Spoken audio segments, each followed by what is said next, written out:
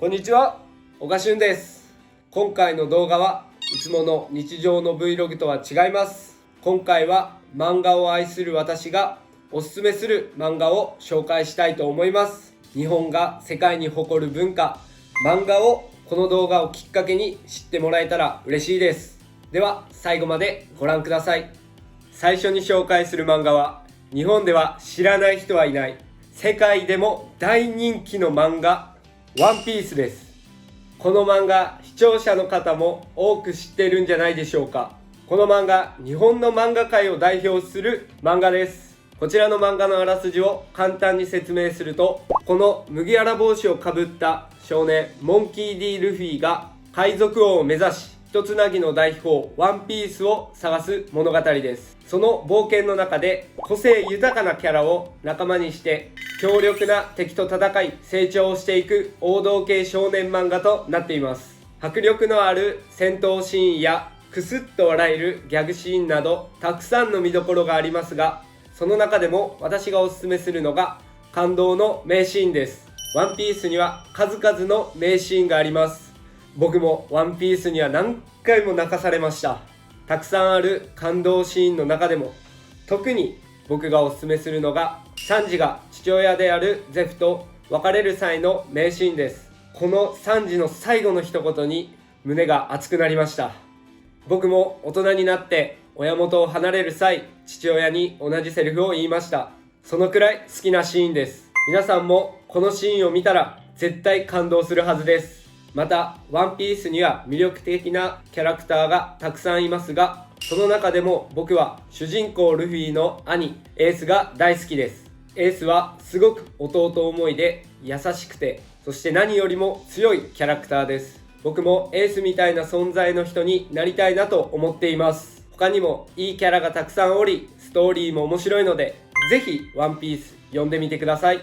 2つ目に紹介する漫画、こちらキングダムです。こちらは中国が舞台となっています。簡単なあらすじを説明すると、戦乱の世を終わらせたいと考える秦王政と身分が低いながらも大将軍になるという夢を持つ秦の2人が中華統一を目指す物語です。こちらの漫画は中国の歴史に基づいて書かれており、漫画のキャラクターとして過去に実在した人物もたくさん書かれています。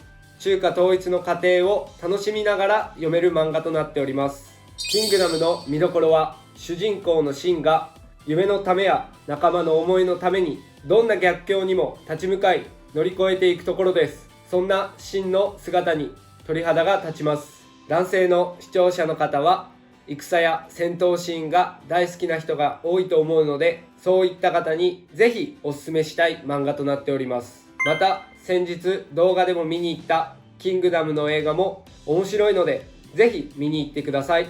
次に紹介する漫画はこちら、スラムダンクです。スラムダンクは僕がバスケットボールを始めるきっかけになった漫画です。簡単なあらすじは、ヤンキーの主人公桜木花道がクラスメートの赤木春子に惚れてバスケットを始める物語です。主人公の桜木花道はすごく素行が悪く、すぐに喧嘩をしてしまう人です。しかし筋が通っており、一度決めたことは最後までやり抜くかっこいい人です。きつい練習を何度も繰り返し急速に成長し、初心者ながらスタメンにも選ばれました。当時バスケ初心者だった僕も全然上手くなれず諦めかけた時、この人に何度も救われました。主人公が全国1位の山王高校に挑む試合は日本のバスケ漫画史に残る最も面白い試合となっております。これから何か始めようと思っている方、今上達せずにきついなと思っている方、ぜひスラムダンクを読んでみてください。勇気が湧いてくると思います。次に紹介する漫画はこちら、呪術廻戦です。今週刊少年ジャンプで最も熱い漫画だと思います。視聴者の方からも呪術廻戦読んでいるとたくさんコメントをいただきます。日本だけでなく世界でも大人気の漫画です。主人公の虎杖裕二が呪術高専に通いながら呪霊を倒し日々成長する物語となっております。この漫画の見どころは個性あふれるキャラクターです。その中でも僕が一番好きなのが主人公の先生五条悟です。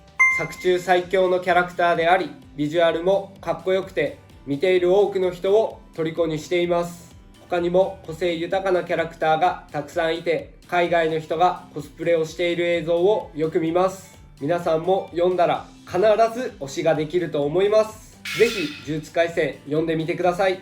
最後に紹介する漫画は、僕が最も大好きな漫画、オカシュンNo.1漫画、こちらドラゴンボールです。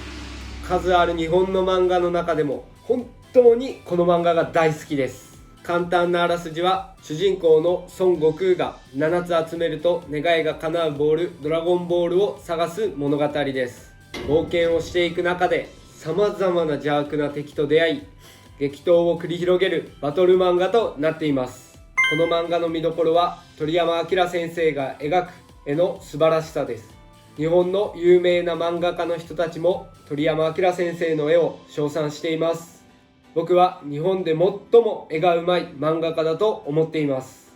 この素晴らしい絵の技術を持った鳥山明先生が描く戦闘シーンは臨場感があり、見ている人をワクワクさせます。現在も続いており、長い歴史を持つドラゴンボールの中でも僕が最も大好きなのがフリーザ編です。ドラゴンボールをめぐって宇宙最強のフリーザと白熱のバトルをするシーンは何度読んでも面白いです。皆さんもこのシーンを読んだら絶対に興奮すると思います。ドラゴンボールを描いた鳥山明先生は残念ながら今年亡くなってしまいましたが、先生が残したこの漫画は永遠に残っていくと思います。日本が誇る伝説の漫画、ぜひ読んでみてください。今回は5つの漫画を紹介させていただきました。